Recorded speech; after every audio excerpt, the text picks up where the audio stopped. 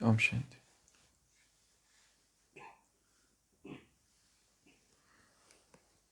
One song can spark a moment. One flower can wake the dream. One tree can start a mountain, a forest. One bird can herald spring. One smile begins a friendship. One hand claps, lifts a soul. One star can guide a ship at sea. One word can frame the goal. One vote can change a nation. One sunbeam lights a room. One candle wipes out darkness. One laugh will conquer gloom. One step must start each journey. One word must start each prayer. One hope will raise your spirits. One touch can show your care. One voice can speak with wisdom. One heart can know what is true.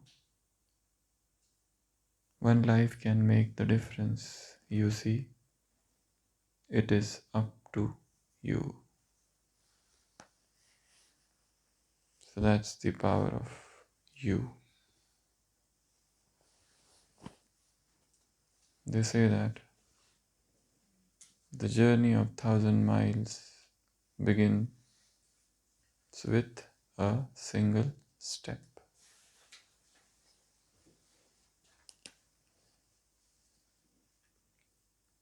Every thought is a brick in the construction of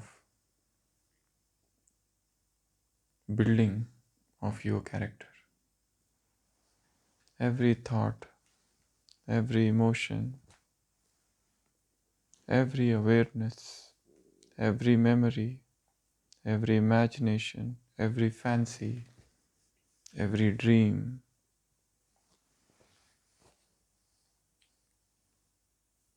goes a long way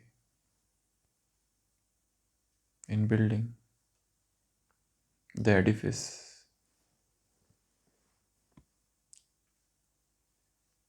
of one's personality.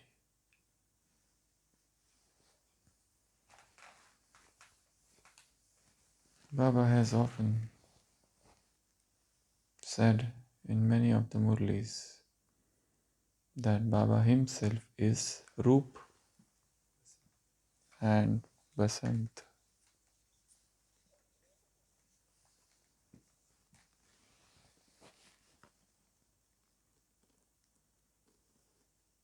And also he said that each one of you has to become Roop and Basant.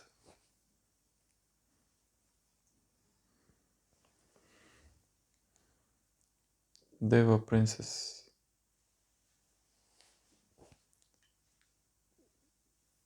highly virtuous, but their stepmother did not like them because she wanted her own son to claim the kingdom. So she banished both of these princes.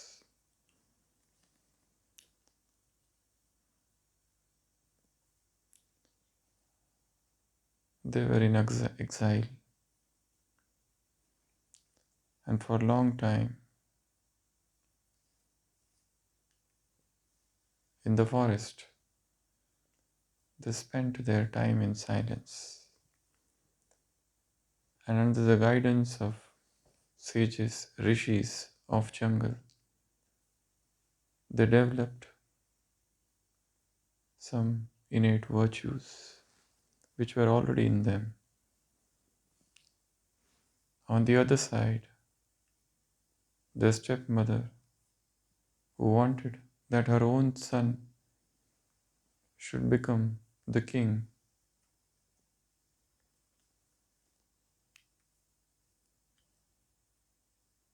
came to utter frustration because her own son proved to be unworthy of claiming the kingdom.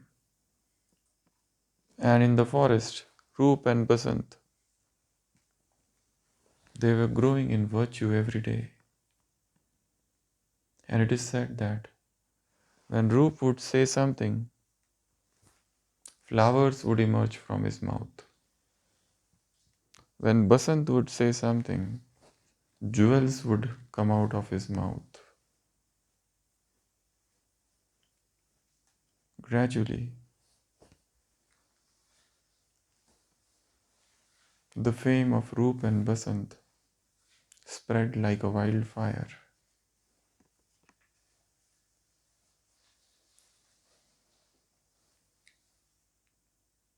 And people recognized their worthiness. They were brought back, and ultimately, they claimed the kingdom. Roop means somebody who is the embodiment of yoga, Yoga Swarup. And Basant means somebody who is the embodiment of Gyan. When Basant would speak, jewels would come out of his mouth. So Baba says, you should become like Roop and Basant. Basant is the embodiment of knowledge, Gyan. And Roop is the embodiment of yoga.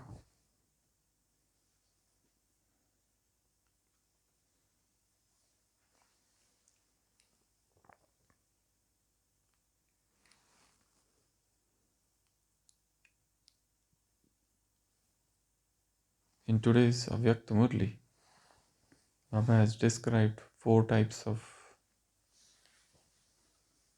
cleanliness. Out of the 4, the cleanliness of the heart or mind is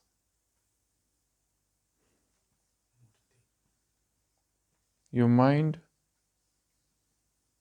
if it wanders, it is impurity. This is one of the new and the greatest definition of impurity God has ever given. The wandering mind is impurity. The wandering mind is impurity. You have been given the orders. Your mind should engage in me, man manabhav, become Roop, or engage it in world service, become Basant. So don't think that there are no vices anymore in my mind, so I am pure.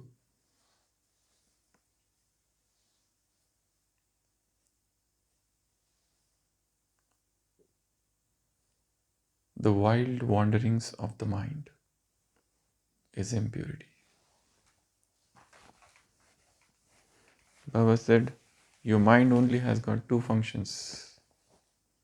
Engage your mind in my remembrance, man manabhav, or service. That's it. Except these 2 things, it should not be doing anything else. So the entire training is of the mind. Clean mind, pure mind, the mind of a holy swan. So Baba wants us to become yogi, and Baba wants us to become jnani. Often we have heard in Murli that Baba says, I love jnani children. And what about yogis? I love those who are jnani. I love them too much because they are full of knowledge. They have understood the knowledge and they explain this knowledge to others. Often Baba gives the example of Brahma himself, that Brahma Baba kept on relating knowledge till the last day of his life.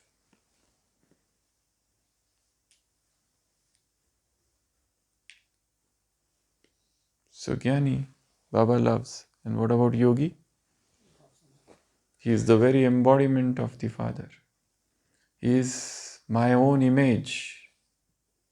Baba says, he is my image. He is the very embodiment. He is me.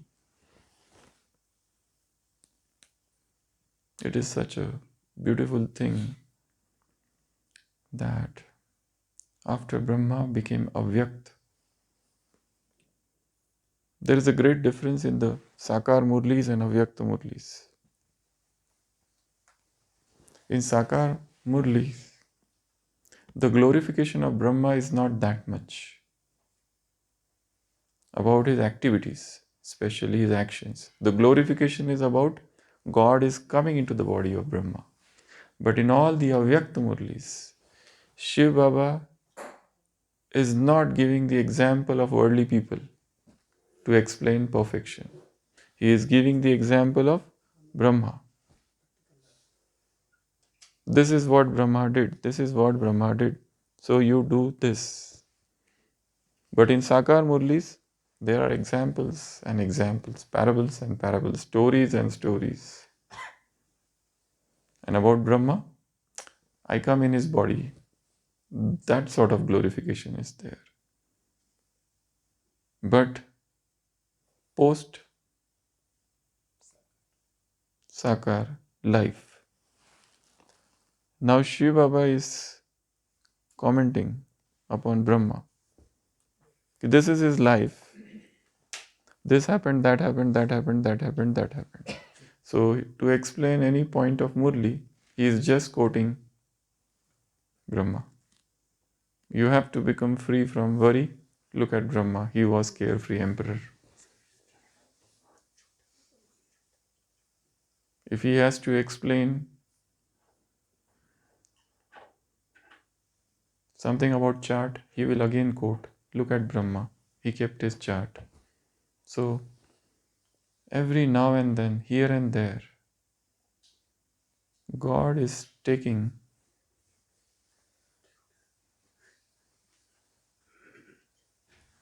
examples from the life of Brahma.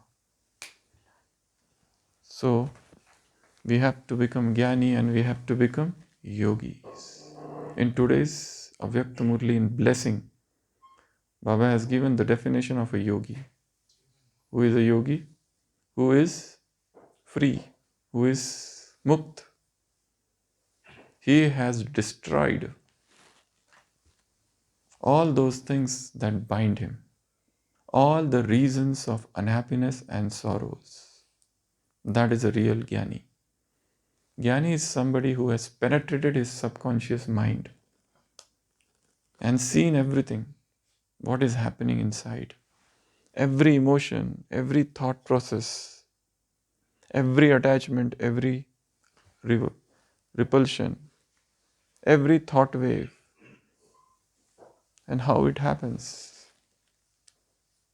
He has analyzed and reanalyzed everything about life. Everything he has seen with his naked eyes and has come to the conclusion that everything is impermanent. I shouldn't be attached to anything. The moment attachment develops, sorrow starts.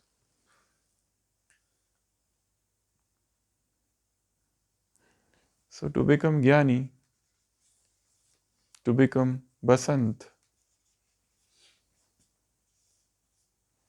is not about information. We have got a lot of information about God, about soul, and so on. We have known all these things. But Jnani, Jnana doesn't mean that. Jnana is a journey from information to knowledge, from knowledge to wisdom. to wisdom, to higher consciousness, pragya, where you understand, where you know, remain undisturbed, where you know that everything which is happening on the surface is just a play and you remain unruffled. Jnani is to become the embodiment of yoga, and yogi is to become embodiment of jnana. They are interconnected. Jnana means embodiment of yoga, and yoga means embodiment of jnana. So, jnana means to know the truth, what is true and what is untrue. Jnana is to know Shivam, what is Shiv and what is unauspicious, what is ungodliness, what is godliness and what is ungodliness. Gyan is to know what is beauty and what is ugliness, what is real beauty. Real beauty is not which is appearing on the surface. The real beauty is the beauty of the soul. So what is beauty? What is ugliness? To know this is to become Jnani. In today's Avyakta Murli, Baba said, you are statues of diamonds. Think of this body as a temple. This body is a temple. And who are you? Trustee of this temple. You know, every temple has got board of trustees. So you are the trustee. You cannot put anything impure in this body. So your food has to be extremely pure. You cannot put anything which is impure in this body. You cannot put anything in this body that will make the body heavy. You cannot put anything in this body, that body will go into suffering, sorrow, misery, pain, diseased, laziness, dullness, heaviness, sleepiness, drowsiness.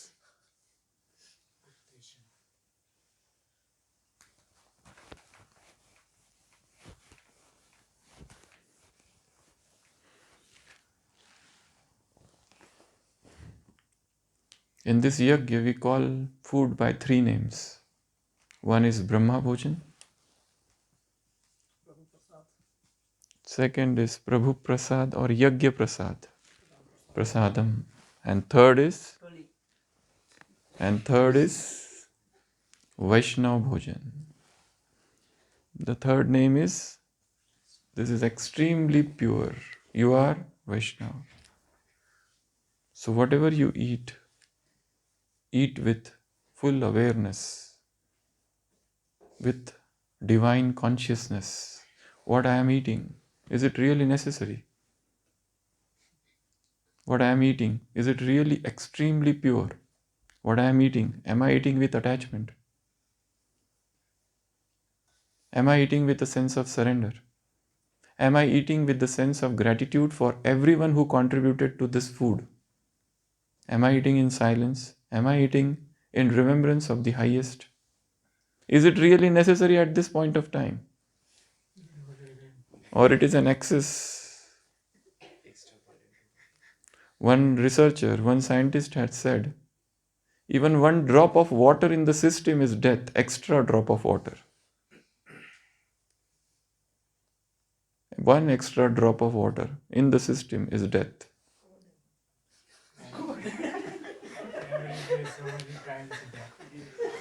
So everything you put here in this body, remember that this body is a temple.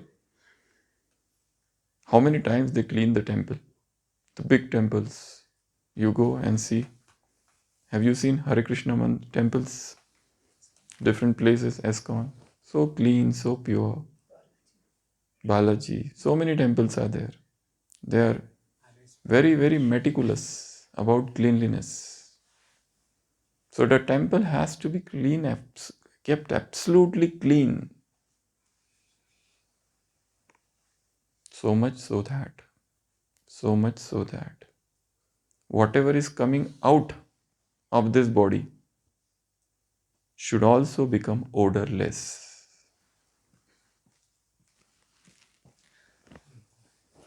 Should become odorless. When you move into the journey of pure food, you come to a point, you realize, you come to feel that whatever is waste which is coming out of the body, it is without any odor. It's so pure. So, Jnani is to know what to eat and what not to eat, how much to eat and how much not to eat, when to put a full stop. Jnani is to know all your addictions.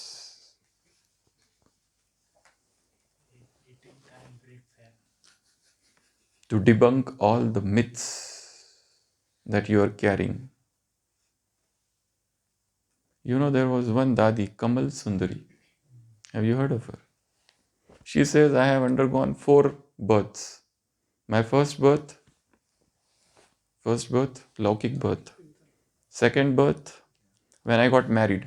That was the second birth. Third birth, when I came to Baba. And I got a new birth. And what is the fourth birth? Fourth birth, Dadi Kamal Sundari. Fourth birth. Baba had kept her in the trance-like stage for 1.5 months. She was as if the princess of Satyuga. She was in one room only. She forgot her name. She forgot everything.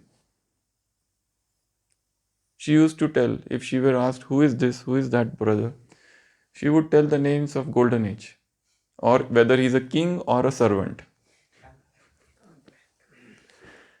And what was her food for 1.5 months?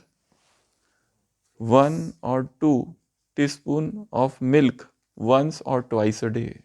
Everybody was shocked how she is surviving for 1.5 months on just 1 or 2 teaspoons of milk and once or twice a day. That was miraculous. She says, this was my 4th birth. Baba gave me experiences of golden age, how the things would be there, and how she was detached from the body and this world. And later on she says that when Baba sent her for service and she reached Abu Road, she felt, who are these people? This vicious people, their drishti, vritti is so impure.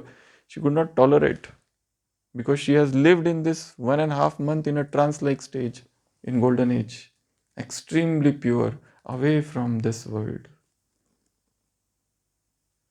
So Jnani is to know what is the requirement of body.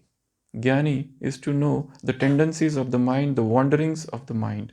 Jnani is to know your relationships, how pure they are, how light you remain, how much the element of contentment is then in your relationships. This is to become holy Hans. This is to become holy Swan in today's Avyakta Murli. So Baba wants us to become Jnani. Jnani means the one who knows the Satyam, the Shivam and the Sundaram. Yogi means who is in tune with this Satyam all the time. The highest truth, the ultimate truth, the only truth. Who is Shiva? To be in tuned with him. Roop is to become yogi. To become yogi is to become embodiment of Satyam. Be in touch with Shivam all the time and let those purity rays, those beautiful rays, those rays of beauty upon you all the time. So become Roop and become Basant.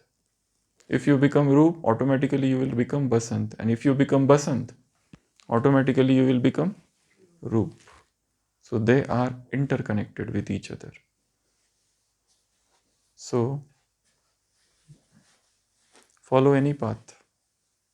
Ultimately you reach the same goal.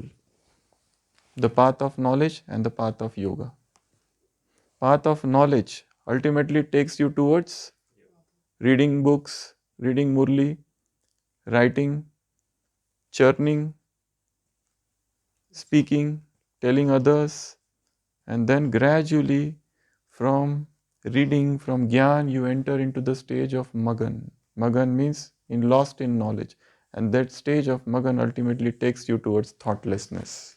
You begin with superfluousness of thoughts, and gradually you become thoughtless. So you enter into the stage of Magan.